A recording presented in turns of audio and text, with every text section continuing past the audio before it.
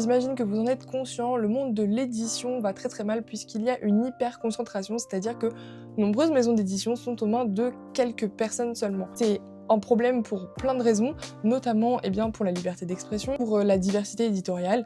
Il y a plein de choses qu'on pourrait évoquer, il y a plein de livres qui sortent aussi sur le sujet, donc peut-être que je pourrais vous donner des petits tips et des petites ressources si vous le souhaitez. En attendant, j'avais envie de vous faire un petit format où je mets en avant des maisons d'édition indépendantes qui sont très chouettes. Et pour commencer, j'avais envie de mettre en avant vos maisons d'édition indépendantes préférées. La première que vous m'avez citée, c'est évidemment La Ville Brûle. C'est une maison d'édition que moi-même j'adore. Pour la petite histoire, c'est une maison d'édition qui a été créée en 2009 par Raphaël Thomas et Marianne Zouzoula. À l'origine, c'était une maison qui avait pour but de publier des essais de sciences humaines et sociales, mais à terme, ils ont un petit peu agrandi leur catalogue, notamment en intégrant d'abord de la jeunesse, puis en devenant complètement généraliste. Vous connaissez sûrement certains de leurs auteurs, à commencer par la chanteuse Pomme, Digli, Myriam Mal ou encore les Pinsons Charlot, des chercheurs en sociologie qui ont notamment publié chez eux Panique dans le 16e, un de leurs ouvrages phares. C'est une maison d'édition qui a toujours eu une aura hyper militante, engagée et féministe. Et j'ai personnellement plusieurs livres d'eux dans ma pile à lire et certains que j'ai même lus. Le dernier livre que j'ai lu chez eux, c'est un album jeunesse, ça s'appelle Sortir du ventre du loup. C'est écrit par Charlotte Melly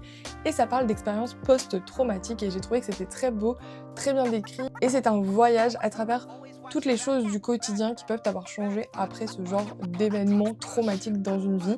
Ça parle très bien aux enfants et c'est extrêmement bien abordé. Mais j'ai plusieurs autres livres dans ma pile à lire qui m'attendent de chez La Ville Brûle, notamment les romans de Digli, Attendre l'aube ou Ressac. Voilà les deux petits que j'aimerais beaucoup lire prochainement. L'orage qui vient de Louise May qui est édité dans sa version brochée grand format chez La Ville Brûle, mais ici c'est sa version poche. De son sang de Capucine Delattre, une autrice que vous connaissez peut-être avec Un monde plus sale que moi et Je serai le feu de Digli avec des traductions de Clémentine Beauvais. C'est une merveilleuse anthologie qui est dédiée aux poétesses. Est-ce que tu connaissais cette maison d'édition? N'hésite pas à me le dire dans les commentaires. Et tu peux aussi me suggérer d'autres maisons d'édition indépendantes dont tu aimerais que je parle par ici.